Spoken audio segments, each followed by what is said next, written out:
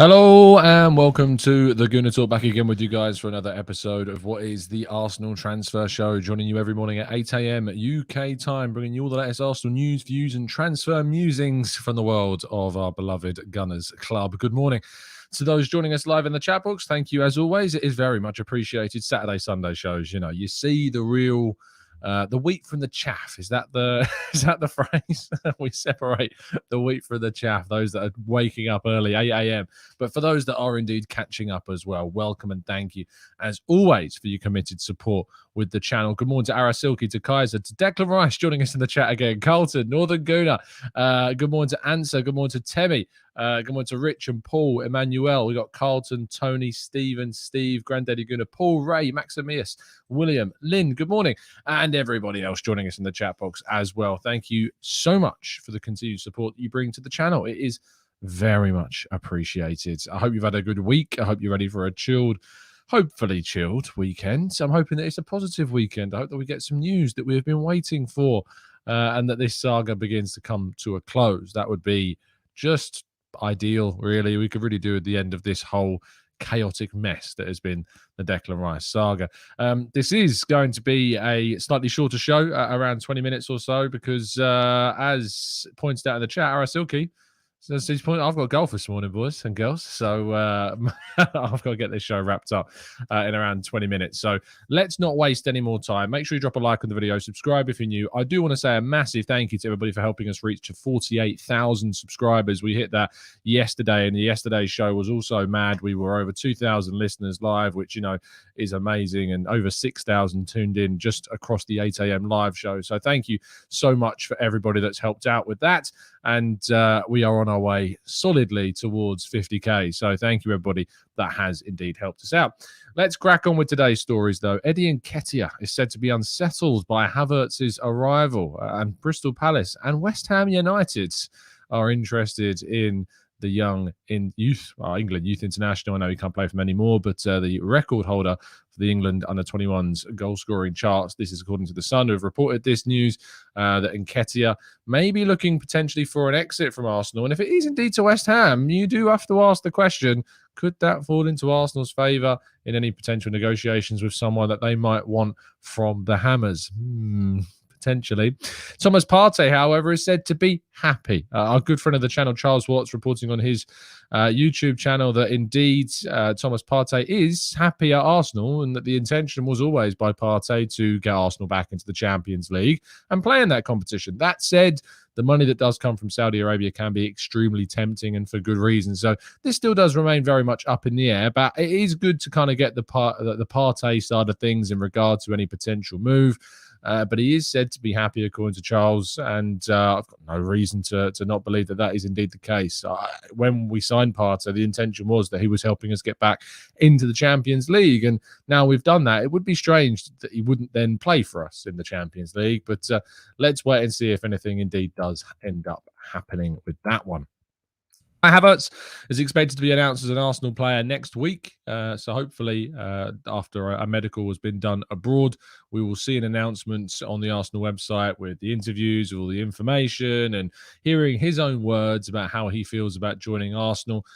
He would be getting close. I mean, we'd only be £7 million off Arsenal's record signing of Nicolas Pepe. He would, as far as I'm aware, become Arsenal's second most expensive player ever. He would be Mikel Arteta's most expensive player ever, until, of course, Arsenal do any other deals during this window. But there's a lot of expectation and pressure on this now.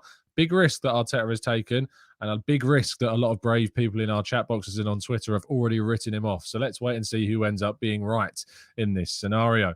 There is no release clause in Jurrien Timber's contract, according to the Telegraph writer Mike Vavek. He has reported that there is, however, optimism that a deal between Arsenal and Ajax could indeed be sorted for between 40 and 50 million euros. Ajax are said to be wanting 60 million. However, Arsenal's bid of around 36 million euros was rejected, and there is hope that a compromise will be found between 40 and 50 million euros. And certainly for me, this is one of the biggest deals Arsenal can do this summer and one of the biggest deals to go under the radar. I really, really cannot tell you how excited I am potentially to see Jurrien Timber turn up at Arsenal. I think everything that's gone on with Havertz, everything that's gone on with Declan Rice has completely overshadowed this pursuit. And if we weren't talking about any other transfers, this, believe me, would be a very highly rated profile of a transfer indeed. And I cannot wait to see if indeed Arsenal can pull it off. Speaking of other high-profile moves, Arsenal has said, according to John Cross in the Mirror, to be making a £40 million bid for Romeo Lavia of Southampton. The Belgian international has been on the books of the club for only a year or so after leaving Manchester City.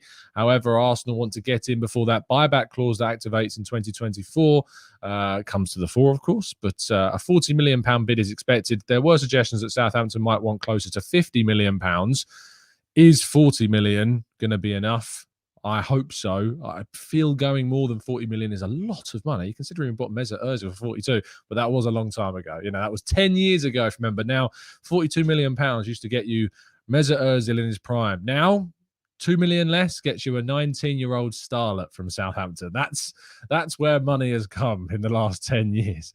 And lastly, our headline story of the day, as it always has been and seemingly always will be until this saga finishes, continues to be the latest on Declan Rice. Arsenal, according to multiple outlets, but initially reported by John Cross of the Mirror, are expected to make a £100 million bid to try and sign the England international. West Ham have had this valuation of upwards of £100 million, and there's an expectation that Arsenal will indeed try to get this deal over the line. Manchester City's interest, according to Sammy Mokbel of the Mail, has focused Arsenal's efforts to try and sign the player. There is, however, a bid expected to be on the way from Manchester City as well, and it will be about who agrees that deal with West Ham. If Arsenal are unable to agree a deal with West Ham, he will move to Manchester City. However, if Arsenal are able to agree a deal with West Ham, it is understood that the preference of Arsenal is very strong in Declan Rice, and that will indeed be enough, you would hope, to see him pick Arsenal out of the two clubs. So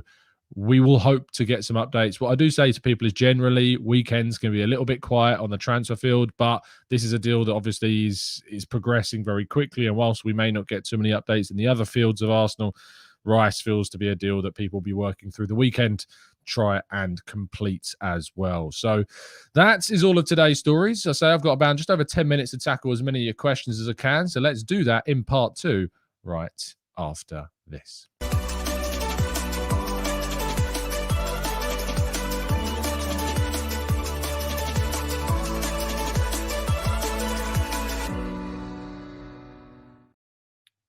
Okay, then.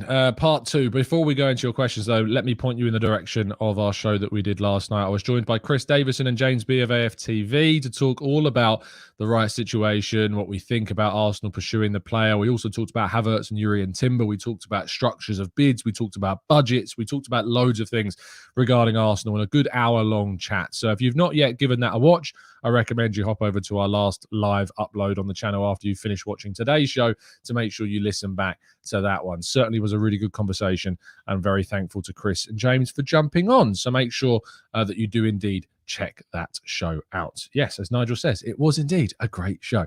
Okay, let's go into the chat and tackle some of these pods. Obi Ben Kenobi says, I listened on Apple Podcasts, but I couldn't find your analysis on Jurrien Timber.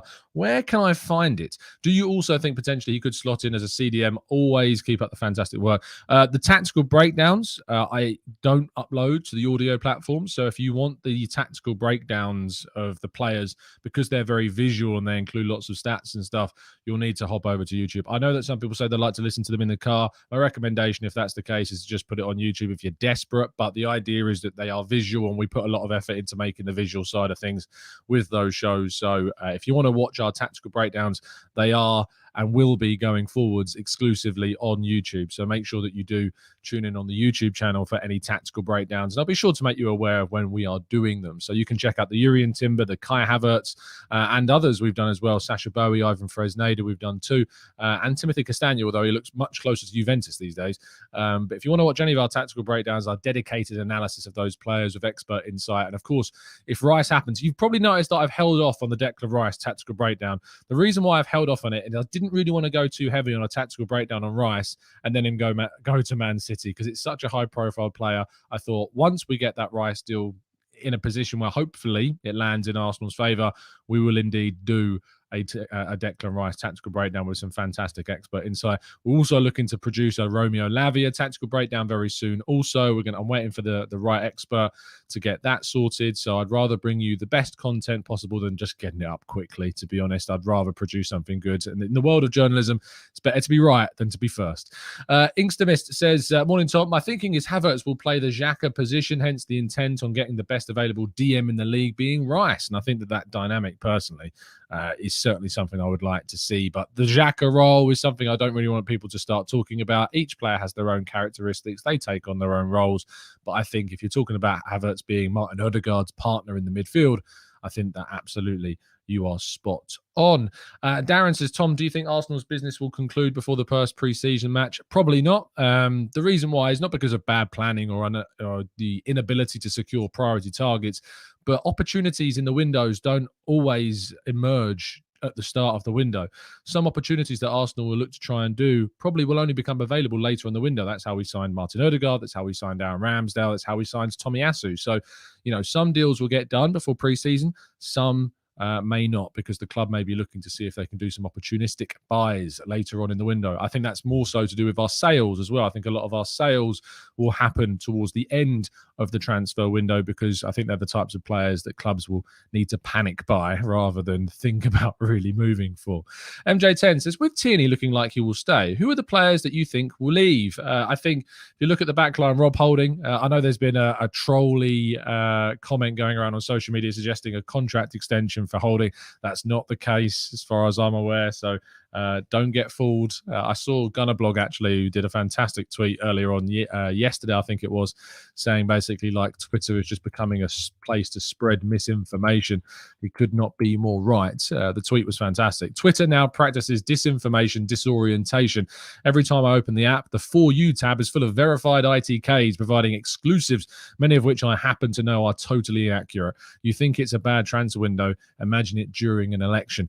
Don't get me wrong, it has its uses. It can be fun. I'm still here, but separating the actual news from the torrent of is becoming increasingly difficult. So it's going to be scary during elections and stuff. I don't want to go down a political route, but Twitter is becoming a very scary place indeed, and an easy place to spread misinformation, that is for sure.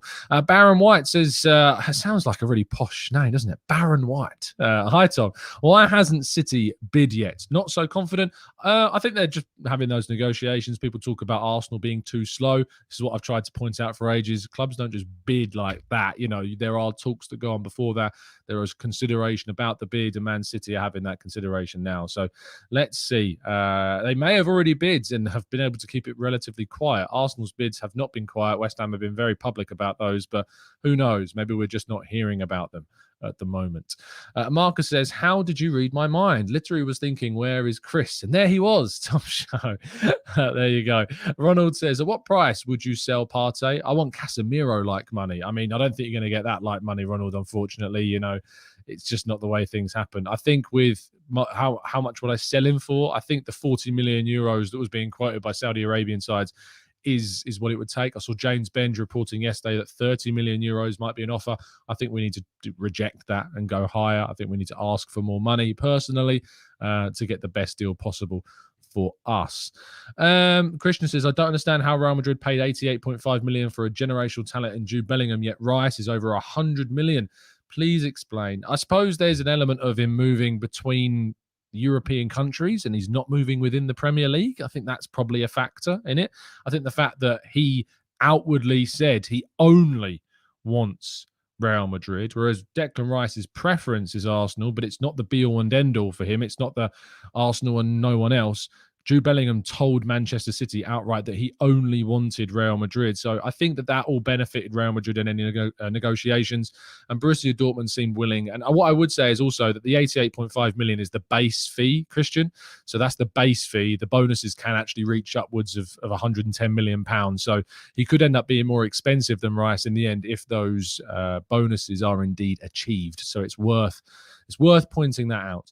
Jay says, Phillips has already said he's happy at City, and Rice has a young family and his wife wants to stay in London, where her family lives, as does Declan Rice. Hopefully, Jay, that's enough to keep him in London and hopefully at Arsenal.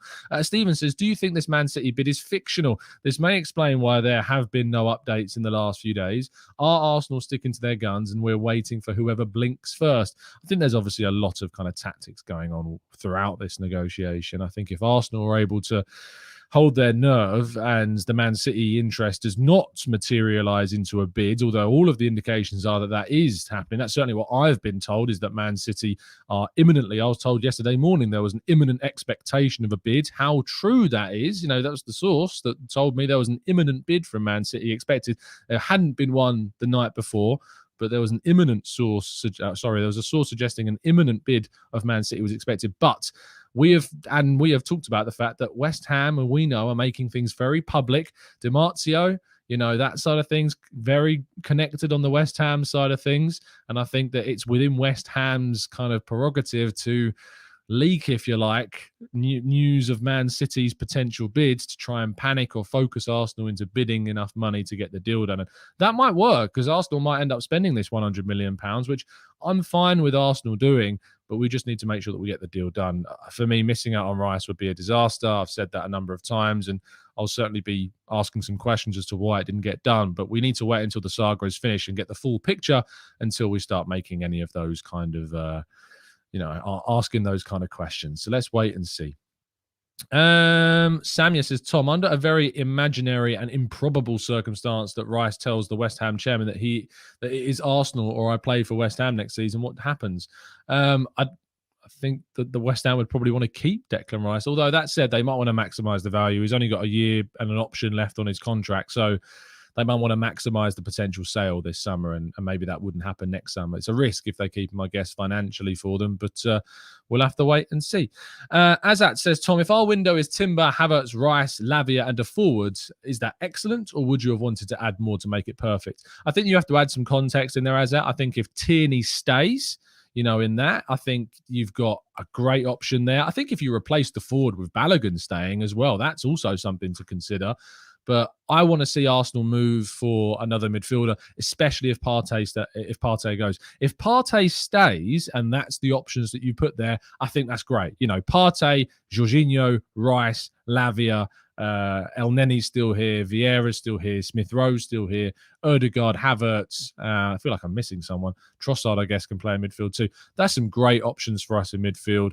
You add Timber to the back line, you keep Tierney. Again, great options for us. I think adding those four, if we keep Partey and Tierney and potentially Balogun as well, that's great for us. It's a great window. But there are question marks, and we do have to, in my opinion, look to keep Partey this summer if it indeed is possible. Nexus says, Tom, apparently take this with a pinch of salt. The bid went in yesterday.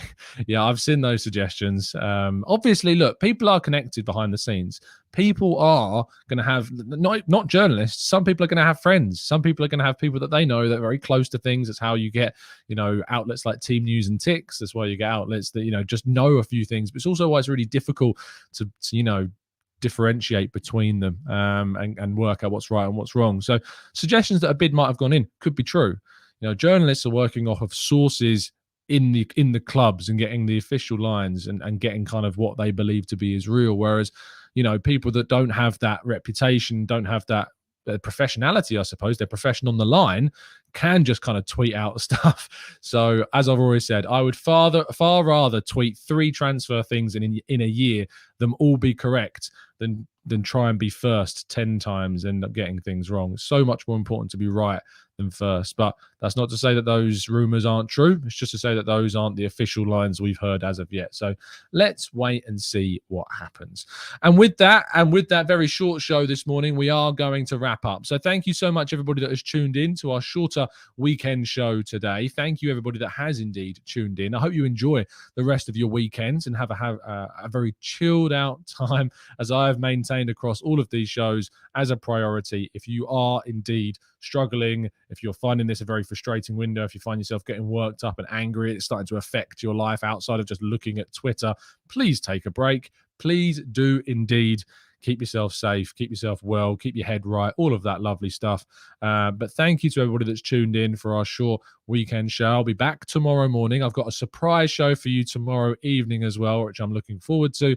And of course, some more fantastic breakdowns coming next week. If you haven't already dropped a like on the video, please do. Thank you for helping us reach 48,000 subscribers. I'll be back to you very soon with more updates, and I look forward to it. Have a fantastic weekend day. And as always, up the Arsenal.